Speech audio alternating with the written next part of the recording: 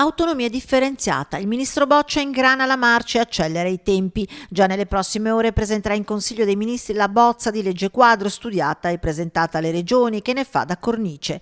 Un passo necessario vista la strada intrapresa dal ministro e che rischia di essere tortuosa. Lo sa bene lo stesso presidente della Regione Veneto, Luca Zaia. La vedo con attenzione e apprensione, visto e considerato che dopo 2 anni dal referendum, dopo aver preso atto che 2.328.000 veneti hanno votato per questo referendum, direi che Roma deve darsi risposte. Avremo un'altra convocazione per venerdì prossimo e spero che si sblocchi la situazione. Noi siamo pronti a firmare per l'autonomia, quella vera ovviamente. Il ministro Boccia farà pressing sui colleghi per far sì che la legge quadro venga inserita nell'approvazione della manovra di bilancio.